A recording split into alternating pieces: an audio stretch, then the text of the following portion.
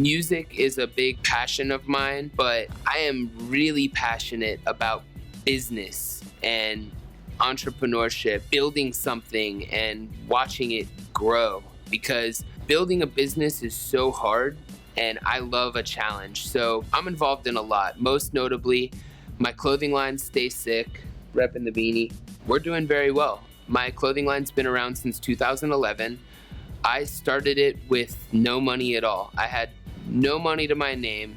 I just had a lot of ideas and a will to succeed. And I said, give me this opportunity, print my clothes, give me a chance to prove myself. And sure enough, I found someone that was willing to give me a shot and put me out there. It was tough, and that's the biggest thing I stress to people, because a lot of people try to start clothing lines, and the biggest thing I tell them is, look, persistence is key. You could start a clothing line and you could have the best designs ever and nobody could give a fuck about them. So if you give up, you lose. If you stick with it, you win. So for me, I started Stay Sick Clothing in 2011. The first 2 years, I probably didn't even really sell shit, you know? I sold a little bit of stuff here and there, but it wasn't anything good. I stuck with it and I stayed persistent, and after 2 years, things started to pick up and pick up and pick up and pick up, and now my clothing line's huge. So I've got Stay Sick Clothing. Earlier this year, I launched my record label, Stay Sick Recordings. I'm open to all genres of music. Right now, I've got mostly like rock and metal bands at the moment. I've got a kind of like pop electronic band as well. I've got a band called It Lives, It Breathes, The Plot and You, Enterprise Earth, Redeem Revive, to name a few.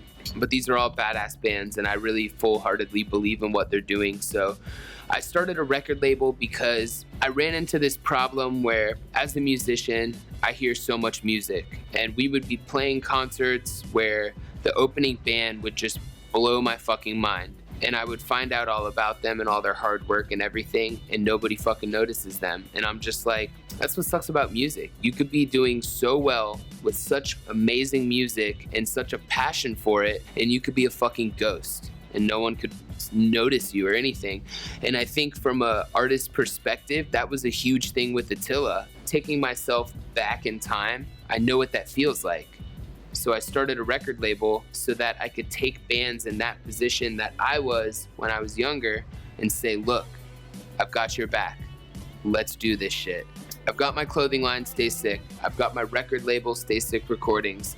I've got my mobile app called Spur. The goal of Spur is to be a bully-free, hate-free, photo-sharing social network where people can be comfortable in their own skin, post the things that they like, and not deal with any fucking hate or bullshit. You take photos directly from your camera, so you're not uploading a bunch of other people's shit.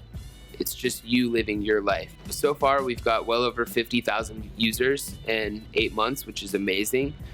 And we keep growing, and our retention rate is great. I'm at somewhat of a roadblock now because I'm looking for more people to add to my team, and I'm looking for investors and stuff like that to grow my app. I've got people in mind, and I'm hoping I can fit in the pieces to the puzzle. I'm involved in a little bit of everything, you know. I'll do like ad campaigns for companies I believe in. I recently started working for a company doing marketing for a company called Towbee, Towbee. This company is basically the Uber of roadside assistance. So right now, if you break down on the side of the road, maybe you have AAA or something like that.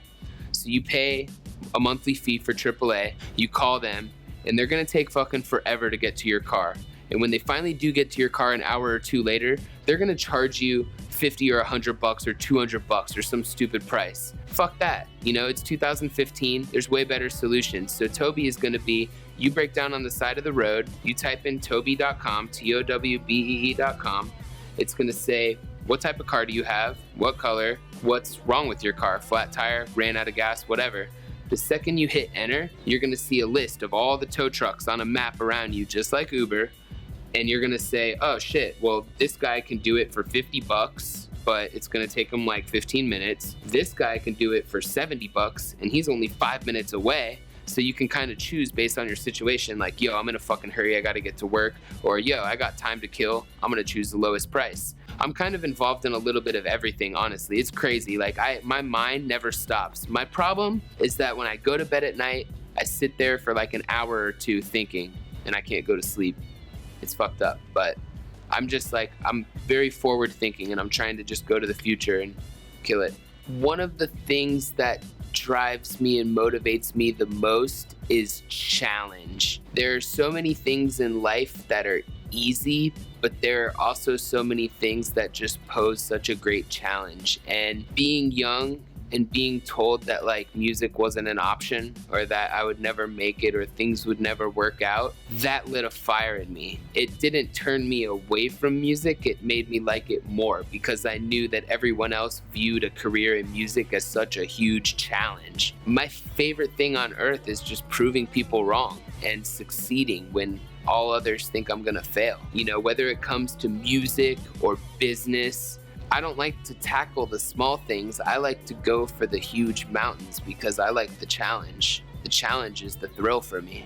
I walked into a side door, and literally as I came in, I just got nailed across the face with this like really hard plastic baby doll. And so I have all this fake blood on me. I had like a black eye for my set. An automated computer voice came on and started saying, everyone safely find your way to the exits. And this is in the middle of Cottonmouth King's set. It's in the middle of their set, in the middle of Boston. And when I pop in the spots, 2,000 people. There's something in dark ideas and things that scare people and things that make people uncomfortable. I relish in, and I like extreme things. I like things that remove people from their complacent roots. The girl that doesn't talk about sex sent me the most sexual song ever, and he was like, well, get on it. And I was like, do you know what this is about? And then he's like, well, you're dope, you could do it.